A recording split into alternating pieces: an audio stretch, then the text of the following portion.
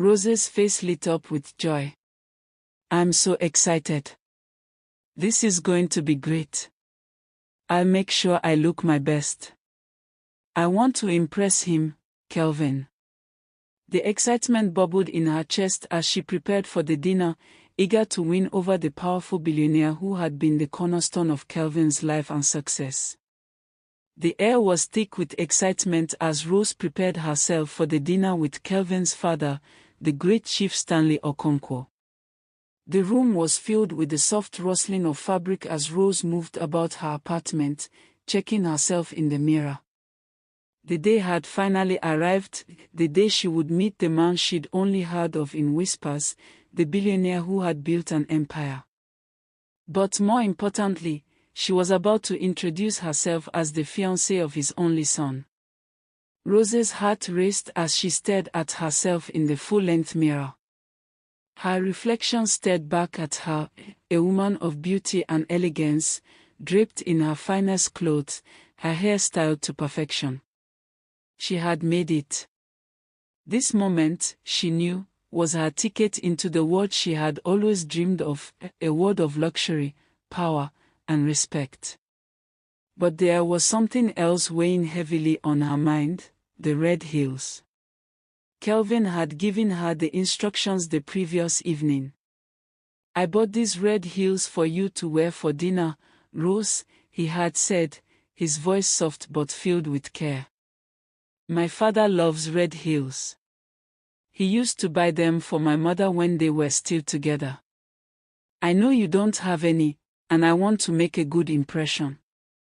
Rose had nodded at the time, grateful for the gift, though she didn't love the color or the design. But what choice did she have? This was her chance to prove herself. She quickly slipped on the red heels, despite the discomfort they brought. The heels were a bright red, flashy, almost too bold for her taste, but she couldn't let that show. She was about to meet Chief Stanley Okonkwo, and she would do anything to fit into his world. As she stood up, feeling the awkward pinch in her feet, she reminded herself that this was a small price to pay for a life of wealth and status. She was ready. Rose was almost ready to leave when she noticed something strange. One of the heels was starting to feel loose. As she descended the stairs in a hurry to leave, her heart skipped a beat.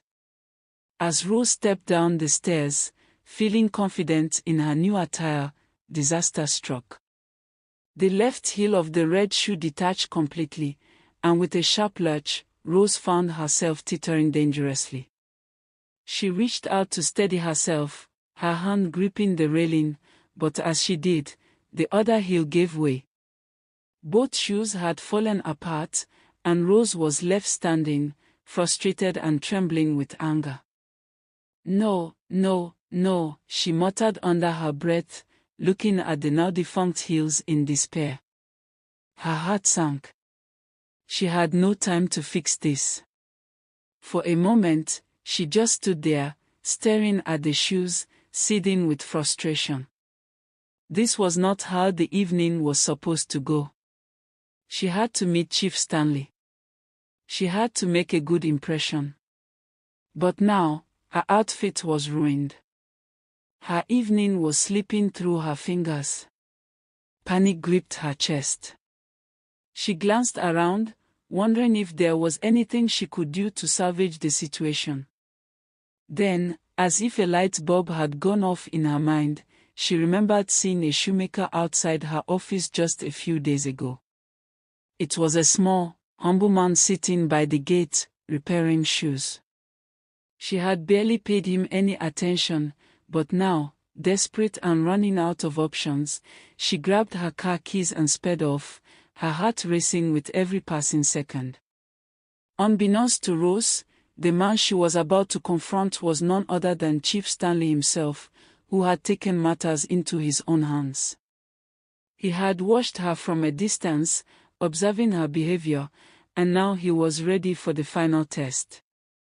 Chief Stanley, sitting outside his humble disguise, watched with quiet satisfaction as Rose drove toward him. The old man smiled to himself. The plan was working perfectly. His disguise had been a success. She had no idea that the beggar in front of her was the man she was about to meet for dinner. His heart raced with anticipation as he waited for her to arrive. Rose pulled up to the curb in front of him, her eyes scanning the street for any sign of the shoemaker. She had no idea that this was the man she was about to insult. Chief Stanley, still pretending to be the poor beggar, waited patiently as Rose approached him. She stepped out of her car, clearly flustered. As she handed him the broken shoes, her voice was laced with frustration. "Can you fix this, quickly? I have an important dinner to attend," she demanded, her words harsh. With a slight bow of his head, Chief Stanley took the shoes from her, carefully inspecting them. "Don't worry, my Pekin," he said, his voice warm and comforting. "I will fix them.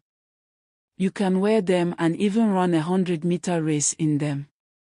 Rose, still unaware of the man before her, nodded and walked back to her car, desperate to get to the dinner. She was so caught up in the evening's plans that she didn't notice the small smile on Chief Stanley's face as he handed her the fixed shoes. Rose hurried back to her apartment, trying to fix herself up. She rushed inside, slipping the now-repaired red heels back on, her heart pounding with anxiety. She was so close to the dinner, to meeting Chief Stanley, to winning his approval. But fate had other plans. Kelvin had arrived to pick her up, but Rose couldn't help feeling something was wrong. As she walked out of her apartment, her mind preoccupied with the dinner and the importance of the evening, she took her first few steps toward the gate, and suddenly, both heels gave way once more. The shoes collapsed, the soles coming off entirely, leaving Rose stumbling forward in utter disbelief. "Not again," she cried out, her face flushed with embarrassment and frustration. Before she could catch herself, she fell hard to the ground, her clothes scraping against the rough pavement. Kelvin rushed over to her, his concern evident. "Rose, are you okay?" But Rose, now boiling with rage and humiliation, pushed him away. "This is ridiculous," she shouted. "I'll never forgive that useless shoemaker. I will make sure he knows what he's done to me." Her anger was palpable, her face contorted with frustration and shame. Kelvin, though concerned, hesitated. He knew his father would be upset by her outburst, but this was something deeper, something that had clearly triggered all her insecurities. "I think we should see a doctor," Kelvin suggested gently. "We can skip the dinner, and I'll explain it all to my father." But Rose, consumed by her anger and pride, shook her head. "No. I'm going to that shoemaker. I'll make sure he fixes what he's done to me."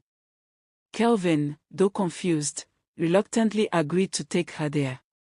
As they arrived, Rose stormed out of the car, her heels clicking against the pavement, her frustration growing with every step. Chief Stanley, who had been quietly observing from a distance, saw Rose approach him. He had prepared himself for this moment, though he still couldn't help but feel a pang of sadness as he watched her march towards him, her anger evident in every step. Rose didn't waste a second. Without thinking, she stormed up to Chief Stanley, her fury burning bright. "You," she shouted. "You think you can fix shoes for me and humiliate me like this?" Before Chief Stanley could even speak, Rose slapped him across the face, her slap loud enough for everyone around to hear. The crowd that had gathered gasped in shock, watching as the woman, who had once seemed so graceful, unleashed her rage on the old man. "You old fool!" Rose continued, her voice shaking with fury. "How dare you spoil my shoes? You've ruined everything. Can your entire generation afford such a shoe? Are you this stupid?" The crowd watched in stunned silence, and even Kelvin stood frozen, his face filled with disbelief and horror. "I'm sorry, my pikin," Chief Stanley said, his voice calm despite the slap. "I didn't mean for this to happen." But Rose was too far gone in her anger. "Sorry for yourself. You've ruined my night, and I'll make sure you pay for this. I'll tell everyone how you embarrassed me." As the old man was trying to explain, another hot slap landed his face. Without another word, she turned on her heel and walked away, as if she were a senator's wife, too proud to acknowledge the damage she had just caused. The dinner that had seemed so promising now felt like a distant dream. The dining table was grand, the candlelight casting a warm glow over the sparkling glasses and expensive dishes. Rose, her once confident demeanor now faltering, sat across from Kelvin and his father. The luxury around her felt like a hollow echo of what could have been. As the evening progressed, Rose couldn't shake the nagging feeling that something was wrong. She couldn't stop glancing at Chief Stanley, and yet she couldn't place why he looked so familiar. His face, though aged, held an air of quiet authority, and there was something about his presence that stirred an uncomfortable feeling in her chest. Her mind raced. She had seen him before, but where? The tension in the room was palpable. Rose could feel it in the air, thick and suffocating. She smiled, but the gesture didn't reach her eyes. The grandness of the dinner, the fine china, the luxurious setting, all of it felt like a dream she was no longer a part of. Every glance she stole toward Chief Stanley felt like a piece of an unfinished puzzle, but her mind couldn't make the connection. Finally, Kelvin, sensing the strange energy between them, broke the silence. "Babe, you've been staring at my dad all night. What's going on? Do you know him from somewhere?"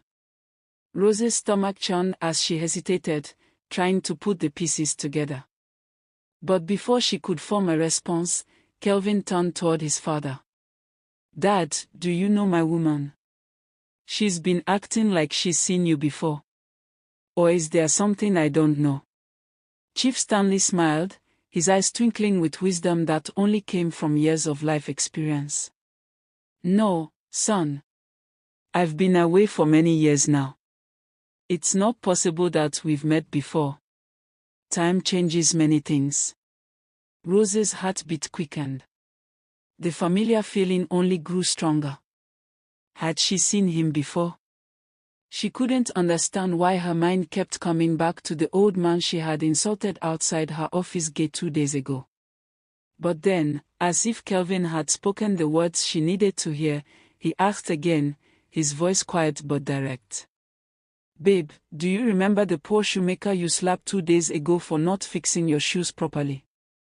That was the moment it all hit her, a gut-wrenching, horrifying realization that left her breathless.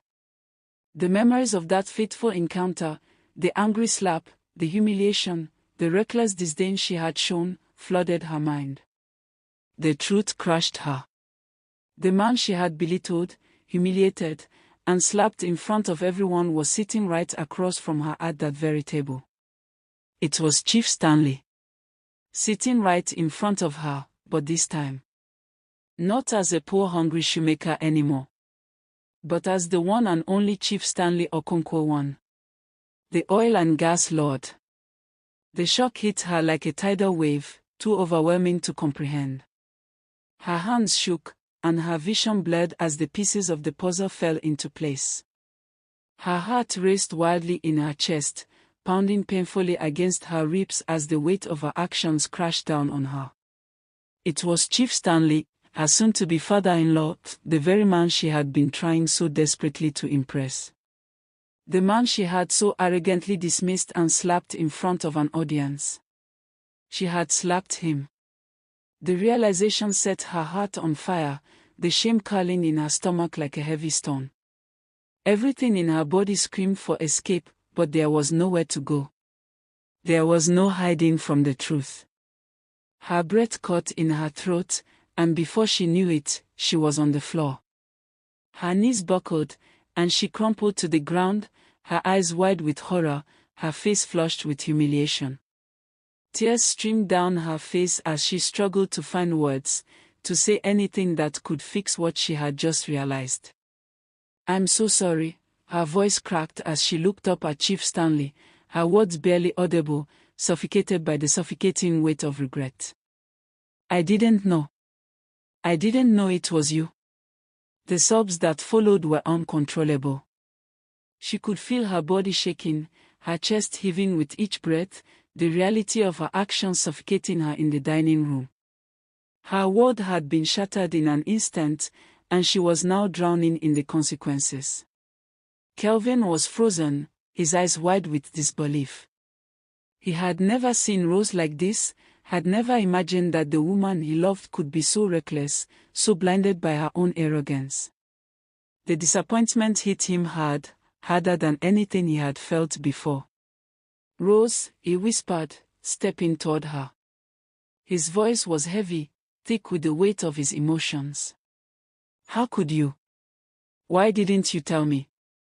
Why didn't you? I'm so sorry.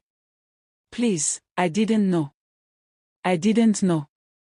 Rose cried, her words desperate, her face red from crying. She reached out, trembling, as if to grasp onto some shred of hope, but her hands fell limply at her sides. Kelvin stood still, staring at her in silence, trying to process the chaos in front of him. How could this happen? How could Rose treat his father, his family, and even his workers like that? Chief Stanley, though deeply hurt, kept his composure, his voice steady but filled with disappointment. His eyes never wavered from Rose, who was now kneeling on the floor, sobbing uncontrollably. The truth of her actions had hit her like a freight train, and she couldn't escape it. The weight of the consequences was crushing her, and for the first time, she felt the true depth of her mistakes. "You have failed the test, Rose," Chief Stanley said softly, yet firmly, his voice calm but filled with a quiet authority. "You treated me like dirt when I was disguised, and now you see the consequences of your actions. But what you didn't realize, my dear, is that your treatment of others has been a pattern. It's not just me you've hurt. You've treated your workers badly, Rose," Chief Stanley continued, his voice growing sterner. "You've dismissed them, belittled them, and used your position to demand respect as if it were owed to you, when you gave none in return. The way you treated the elderly gatekeeper, slapping him just because he was a few seconds late, that was unforgivable." Rose flinched at the mention of the gatekeeper, the memory of her actions making her stomach turn. She had thought nothing of it at the time, but now, it was clear that the man she had humiliated had been a reflection of the power she thought she wielded over everyone. "You insulted people who were beneath you, acting as though your money and status made you untouchable. But you've learned now, haven't you?" Chief Stanley's words hit Rose like 1,000 needles, each one puncturing the pride she had built up over the years. "You've lost your job," Chief Stanley said, his voice softening just a little. "Effective immediately, you are no longer the manager of my company. That position is gone. And as for your future here, well, you have a choice to make."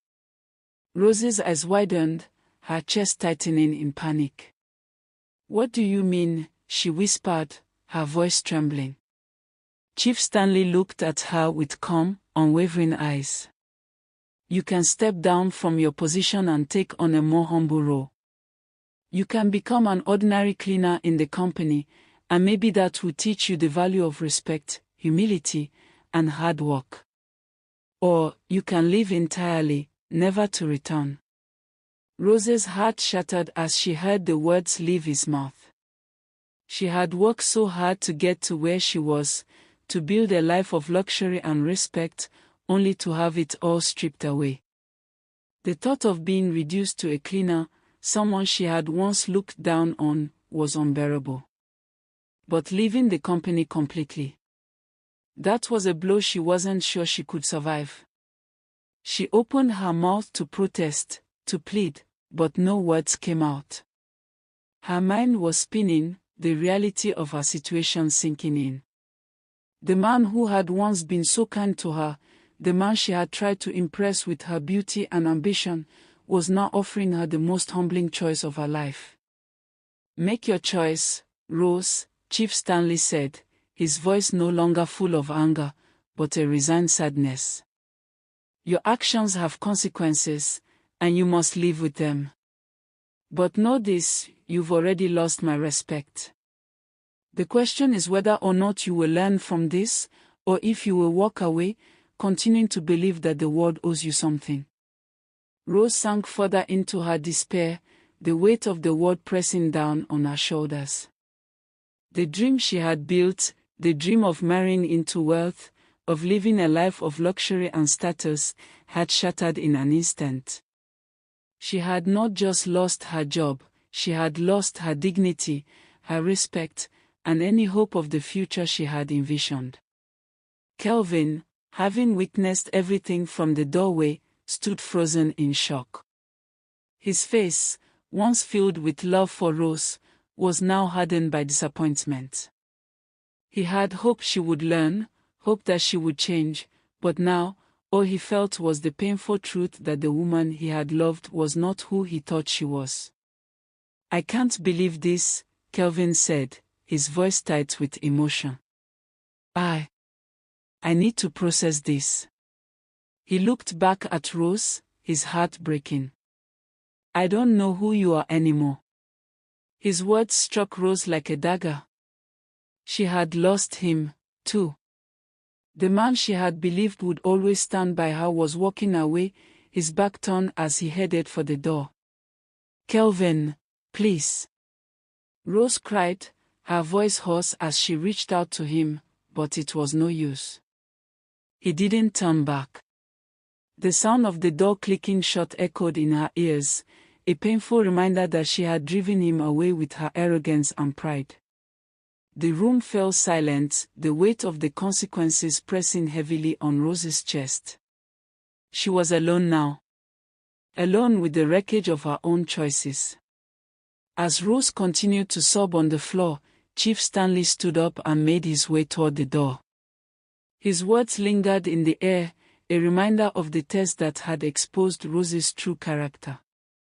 "You have lost everything, Rose. And now, the choice is yours. Learn from this, or continue down the same path. But know this, there are no second chances for people like you." The door closed behind him with a soft click, leaving Rose alone in the dining room, her heart heavy with the weight of her own failure. The days that followed felt like a blur. Rose had no idea how to face Kelvin, how to look him in the eye after what she had done. She had destroyed everything in an instant, a job, a relationship, her dignity. The weight of it crushed her. The company that she had worked so hard for, Kelvin's empire, had no place for someone like her anymore. She was fired the very next day. The workers who had once respected her now looked at her with disdain. The luxury, the power, the position she had fought so hard for, it was all gone. As for her relationship with Kelvin, what was left of it? He had been her anchor, her ticket to the life she had dreamed of, and now, she had lost him too. He refused to speak to her, and when she tried to apologize, he only turned away, his heart close to her. Rose found herself standing at the edge of the life she had once known, watching as everything fell apart around her. The mansion, the luxury, the respect, all of it slipped through her fingers like sand. She had sacrificed her integrity for wealth, for status, and now it had cost her everything. There were no second chances. The words Kelvin had said, the disappointment in his eyes, haunted her every waking moment. The guilt consumed her, and she knew she had no one to blame but herself. In the quiet of her empty apartment, as she sat alone on the couch, Rose realized the full weight of her actions. She had turned into someone she didn't recognize, someone who had lost sight of what truly mattered. And now, as the silence stretched on, she knew she had lost not just her job, her wealth, and her relationship, she had lost herself. Thank you for watching this story. Kindly share your thoughts in the comment section, give this story a thumbs up, and subscribe to this channel if you haven't already. Don't forget to turn on the notification bell so you won't miss our next story. Thank you, and remain blessed.